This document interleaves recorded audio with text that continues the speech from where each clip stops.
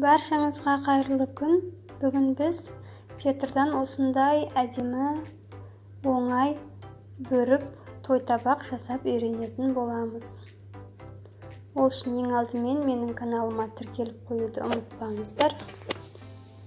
Бізге қажетті заттар: өзіңізге ұнаған фетр, жылтырақ фоамиран, фатин, стразы, үкі, сызғыш, қайшы, осындай тоқыма жіп, болмаса мата. Ыстық клей міндетті түрде.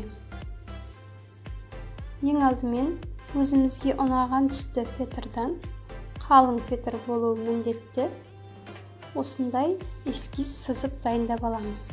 Ұзындығын 24 см қылып аламыз. Жанының ұзындығын 4 см, барлық ұзындық 7 см қылып өлшеп алатын боламыз. Енді өлшеген жерлерімізді біріктіріп қосамыз және 6 см-ден 4 бөлікке бөлетін боламыз.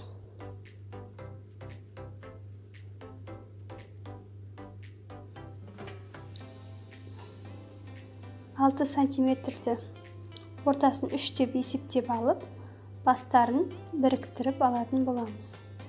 Сол кезде бізде осындай эскиз дайын болады.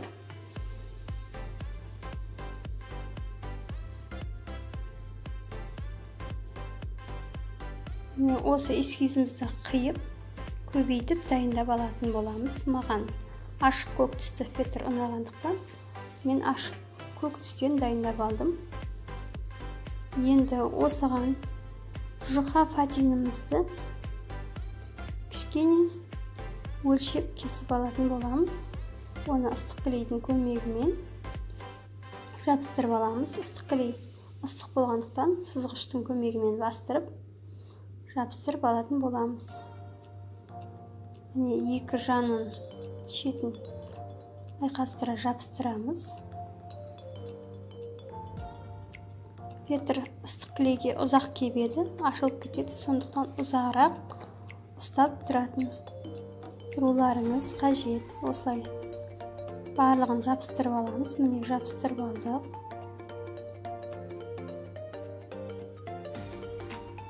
Енді осындай жұмсақ жібімізді бөріктің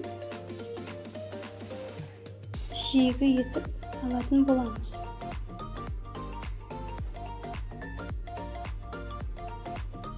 Өздеріңіз басқа әдемі бөріктің жиегіне келетін мата таңдасаңыздар болады. Енді фоамираннан кішкене ою қиып алатын боламыз. Оны маңдайшасына жабыстырып аламыз.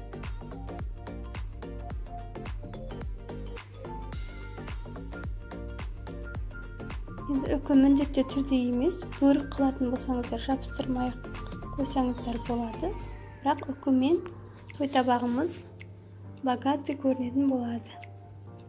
Маңдайшасына жылтыратып, страза жабыстыратын боламыз. Міне сіздерге той-табаққа конфет салып көрсетейін. Оның ішіне 4-5 конфет кетеді. Кішкене лентамызды алып, фатинімізді байлап қоятын боламыз. Міне біздің той-табағымыз дайын, өте әдемі, ерекше болып шығады.